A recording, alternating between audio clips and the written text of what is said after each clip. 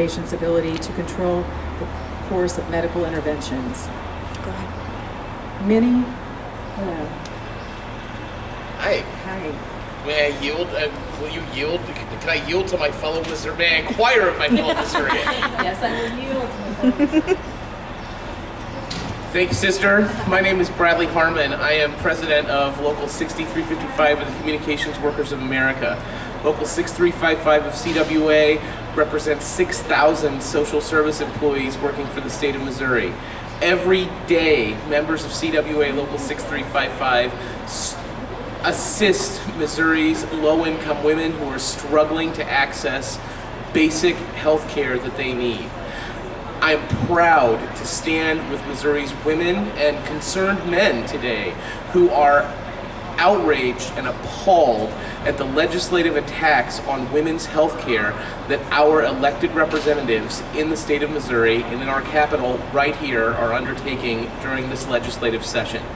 It is galling to me that individuals who claim to be pro-life are right now ignoring a chance to provide health care to 300,000 low-income Missourians by expanding access to the Medicaid program, and are instead focusing on taking away women's choices and refusing to trust women in how they access their health care.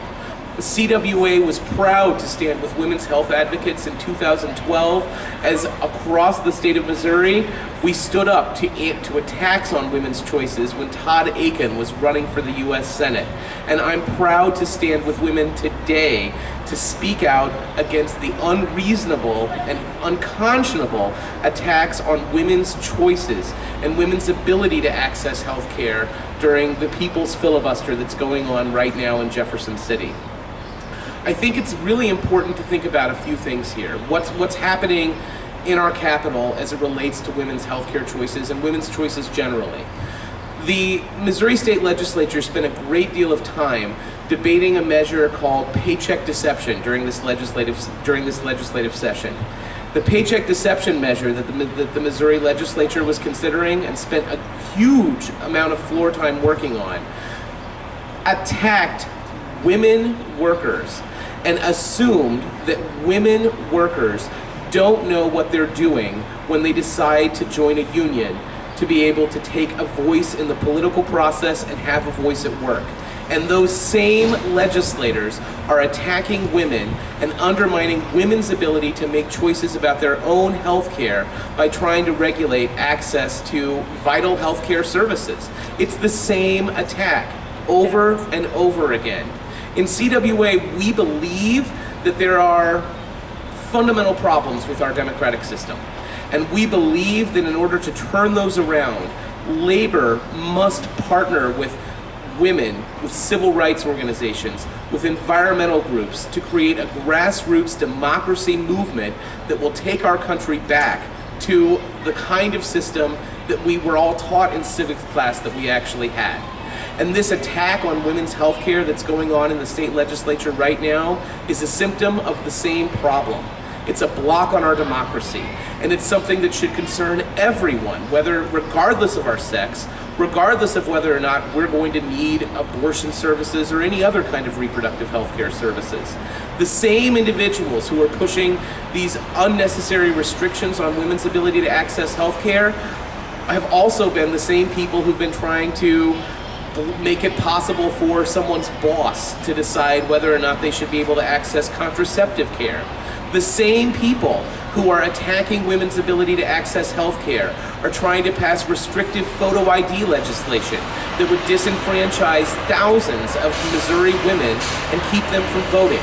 It's really sad that at this time, when there are so many people in Missouri who are out of work, when there are so many people who lack access to basic health care, when there are so many Missouri people who don't have access to schools that are able to support them, that instead of dealing with those real problems, our legislature is choosing to push divisive issues that are only intended to drive a wedge between working families and are a dodge at addressing the real problems that Missouri's families face.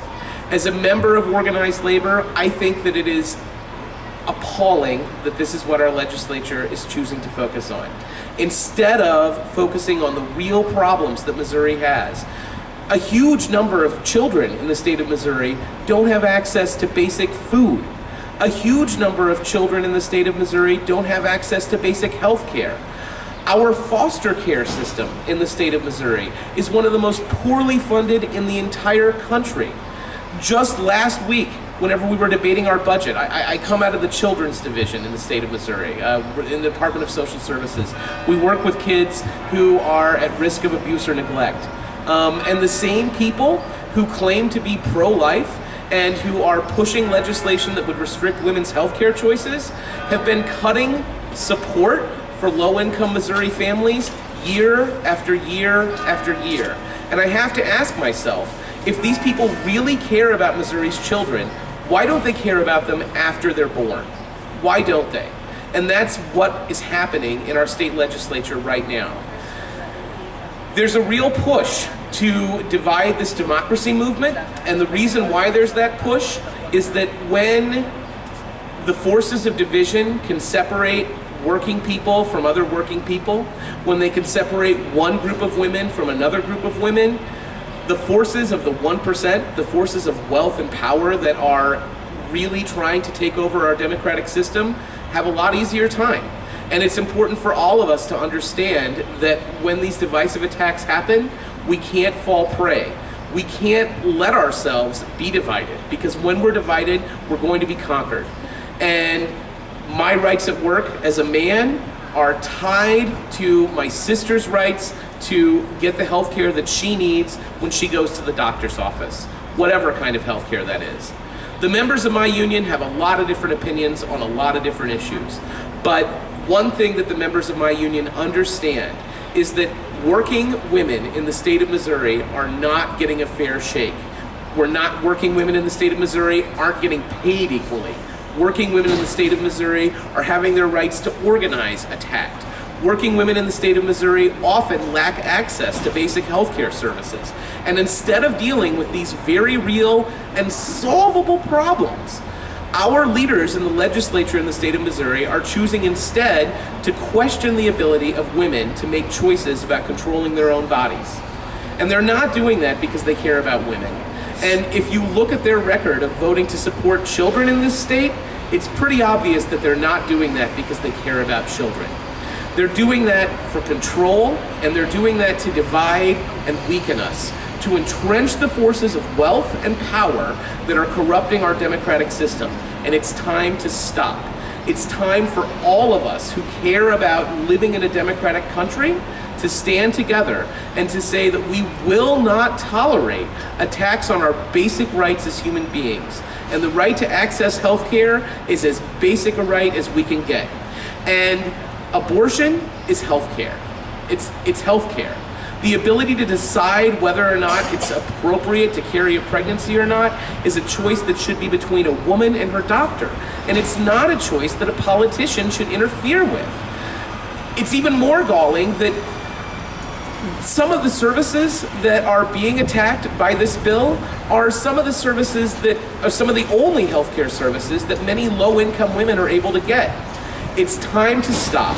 It's time for us to stand together and time for us to take our democracy back. Doing that means standing up to attacks on women's health care, women's rights to organize, and women's rights to choose. And I'm happy to be here today to do that. May I inquire of my fellow Missourians? I'm happy to yield to my fellow Missourians. Thank you.